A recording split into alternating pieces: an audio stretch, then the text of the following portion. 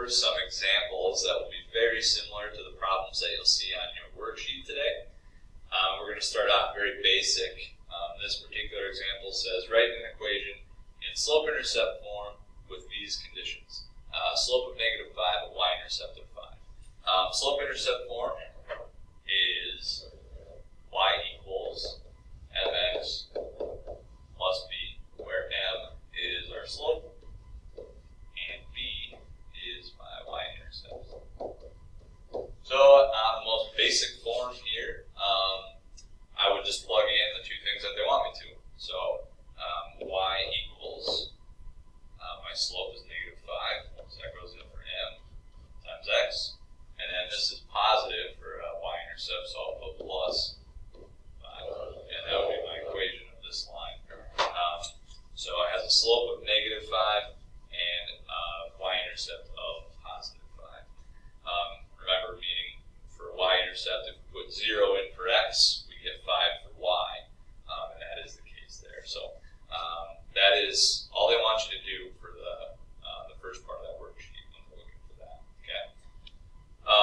Moving on, stepping it up a little bit, you may be given a graph, and they may want you to come up with the equation of a line in slope-intercept form. Not very difficult. Two things that you need for slope-intercept form are a slope and an intercept. As we talked about, very, very fancy name, right? So we need a slope and we need an intercept. The first thing that's usually easiest to find is the y-intercept. Where does this line cross the y-axis? Looks like it crosses right here at -1. Alright, so if my slope-intercept form is y equals mx plus b, and I know that b is the y-intercept, we just found out that it crosses at -1, so you can either write plus -1 or just -1. And now all we need is a slope that will go right there, something times x. So we will fill in that piece. Alright, so let's figure this out. We do see that our line, as we move from left to right, goes downwards, so that indicates that I will have a negative slope. And let's find 2 points that we can use. Sometimes they'll give you 2 points that are very, they'll put 2 dots on there that, you can use those 2 points if you want to, but as we know, lines have an infinite number of points that we can choose from. So let's use our y-intercept. We know that's on there. And then another nice point would probably be this one right here. Find the ones that are in those little hash marks, the tick marks, whatever you want to call them, where the grid intersects. So let's look at our rise up or run. Just make sure you find 2 nice points. That's really all it comes down to. So rise, we're going down 1, 2, 3. And we are going over 1, 2.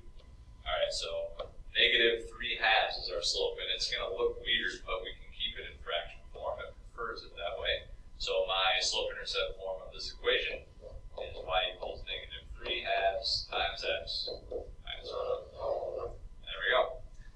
So you should be able to plug in any point that's on that line, and it should work. Basically, it's a map. You can put any number in for x, and it'll spit out the y that corresponds with it. Give you any point that would be on that line. Okay, so that's what they're looking for there. So given a graph, you just need to find your slope and your intercept, plug them in where they need to go.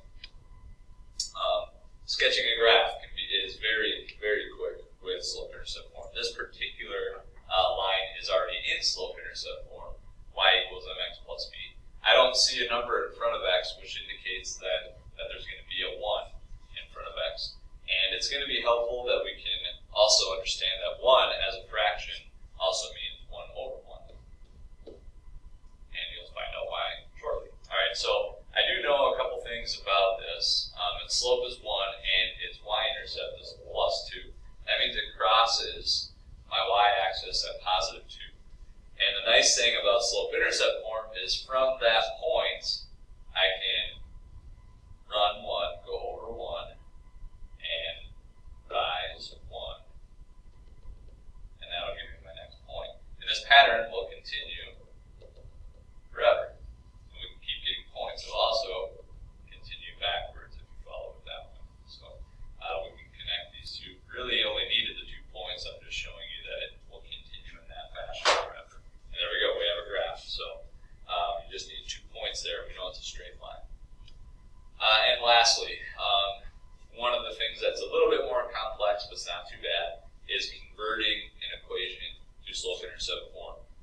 particular equation is in standard form, and we've put things into standard form before, but really when they want you to convert to slope-intercept form, it really means solve for y. So anytime you get one of these, you want to solve for y, which means we're going to want to move my 3x term to the other side, and we are left with negative 4y, don't forget this guy out front, equals, now I could write 15 minus 3x, I'm going to flip this around as negative 3x plus 15, just because slope-intercept form, remember y equals mx plus b, puts your x term first, so just trying to match that. In order to get y completely by itself, we have to divide everything by negative 4. So we get something kind of funky here. Y equals a negative over a negative becomes a positive, so 3/4 times x, and then plus 15 over negative 4, you can turn that into a decimal, you can leave it as a fraction, doesn't matter to me, so you can do plus 15 over negative 4, or minus 15/4, or like I said, turn it into a decimal, or a mixed number, whatever you want to do, but you can do just like that too. So that is what you do if they want you to convert an equation into slope-intercept form. You just solve for y, right? So hopefully that helps out a little bit. I'll answer questions on